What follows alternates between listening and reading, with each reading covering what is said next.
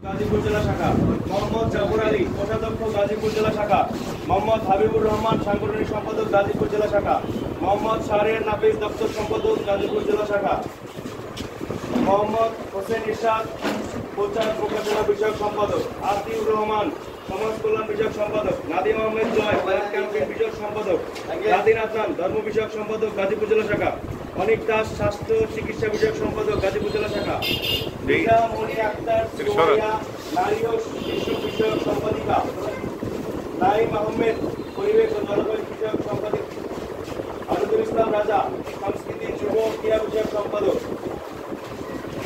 জনকল্যাণ সম্পাদক সাইফুল ইসলাম আয়ান ত্রাণ বিষয়ক সম্পাদক মনসুর আলী রক্তদাতা তৈরি বিষয়ক সম্পাদক ফরহাদ হোসেন তুহিন কার্যনির্বাহী সদস্য মোহাম্মদ ফারুক মিয়া ডোনার তৈরি বিষয়ক সম্পাদক রানা খান এবং রোহিত ভাই সদস্য হিসাবে গাজীপুর জেলা শাখার কমিটি 2 বছরের জন্য অনুমোদন দেওয়া হলো। আলহামদুলিল্লাহ।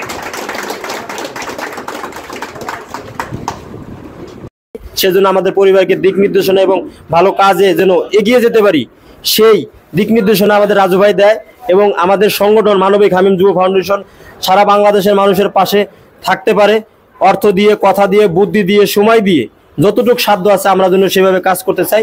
আমাদের সংগঠন আছে, আমাদের মাঝে আরো বড় ভাইরা আছেন। আসলে অনেক সময় বলতে আমি একটু আপসেট বড়, আমাদের জাহাঙ্গীর ভাই আছেন, আমাদের মশহুর ভাই আছেন, উনিও কবি, উনি সাংবাদিক, এই বড় ভাই সাংবাদিক।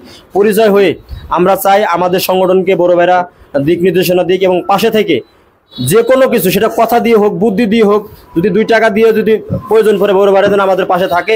আমরা মানবিক কাজ করতে চাই, ভালো কাজ করতে চাই। আমরা আমাদের যারা মুসলমান ভাই তারা 5 ওয়াক্ত নামাজ পড়বেন এবং অবশ্যই মা বাবাকে দেখবেন।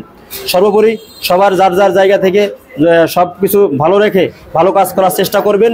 জয় হোক রক্তদাতার, জয় হোক মানবতার। আল্লাহ বাঁচাবে প্রাণ, আমরা করব রক্তদান, আমরা করব রক্তদান, আল্লাহ বাঁচাবে প্রাণ। বাঁচানোর মালিক একমাত্র সৃষ্টিকর্তা আল্লাহ। রক্ত দেওয়ার পরও অনেক মানুষ মারা যায়। আমরা এমন কোনো কথা বলবো না যেটা আমাদের গুনাহ হবে, শিরিক হবে। তো এই বলে আমার কথা এবং মানবিক হামিম যুব ফাউন্ডেশন গাজীপুর জেলা শাখার নবনির্বাচিত কমিটিদেরকে শুভেচ্ছা ও অভিনন্দন জানিয়ে আমার কথা শেষ করছি। আসসালামু আলাইকুম, ভালো থাকবেন সবাই।